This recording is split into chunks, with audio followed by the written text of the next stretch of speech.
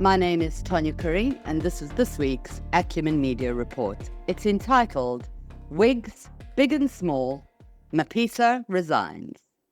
Wig, derived from the word periwig, used by humans as hair-mimicking head covers for societal and political reasons. Fitting for this week's report, which is all about weaves and wigs and wickedness and want and wanted. Madam Speaker Mapisa Ngakula was shoved into the spotlight because of her headgear. She was meant to be arrested, and then all the media was asked to do a retraction, including yours truly.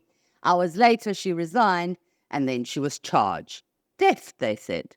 Money laundering, we're told. A few million rands and a whole lot of bother for the ANC. I'm Tanya Curry. I had the long weekend off, so let's try and make head or tail of this huge media event that even made headlines on the BBC. I watched the charges and the bail being decided in our courts. 50,000 rand bail is what she can afford. She denied that wigs or weaves were code words for brides. Not quite headwear. What was fascinating was that the previous nation's Madam Speaker, Baleka Mbete, was in court to show solidarity with her chum. Baleke's snake, Mbete, was the woman who protected Zuma from his secret ballots. Because at the end of the day, ANC MPs know how to vote. They've done it 7 times. So this 8th time can't be different.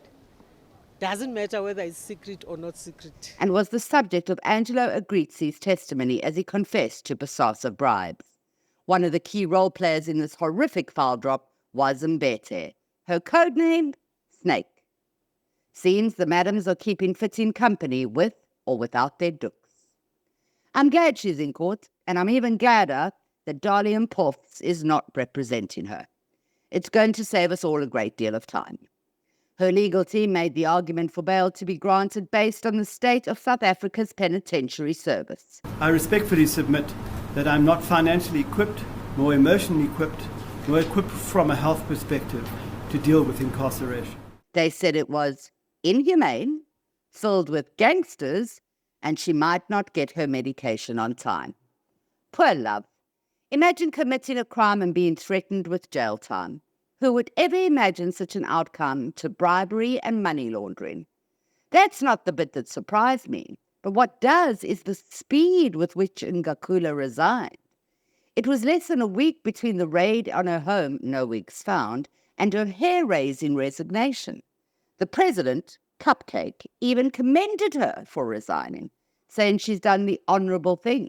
It's true. I read the news, so you don't have to. Her level of integrity for our democracy has made her do this. And that should be commended, and that should be applauded. And that's what it is. Thank you so much. In the same week and in less reported news, our incumbent president was cleared of wrongdoing in a case amounting to 84 billion rand.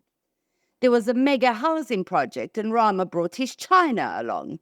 Apparently, according to the public protector Khaleka, Ramaphosa was not out of line in inviting contractors to get involved, and his conduct could not be considered as meddling in state procurement. It's worth mentioning that this PP also cleared Ramaphosa of all wrongdoing with the dollar-stuffed pouch. So yeah, there's that story. Pot, kettle, weaves, and stingy nettles. It was Human Rights Day and there's no water in our financial hub. It was the Easter weekend and Durban's beaches are filled with E. coli. The unemployed are expected to survive on 370 rand per month, and we still haven't found the nation's child, Jocelyn Smith. Oi, Gayton, hello? Did you really just use this kid to electioneer? Wow, just wow.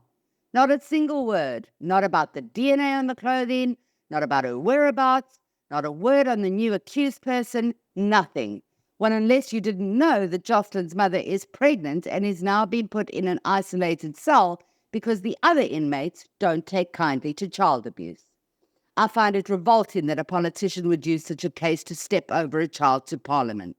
I'm not surprised, just revolted. It's been like that, guys. The election rhetoric gets stronger each day. In case you missed it, Acumen Media did an election study on the top parties, and MK Party took the media by storm. Zuma was doing the hokey pokey with his party. He was in and out faster than he could shake it all about. And you can say a lot about our ex-president, but he can shake, move, and dance. It seems, and I may be wrong, that NK has made it onto the ballot paper, but not with Zuma's face. Is that right? Jeez, I can't even keep up. Zuma's son Duduzane left the AGC, and I assume he will now be the poster boy for Ubaba. Undoes.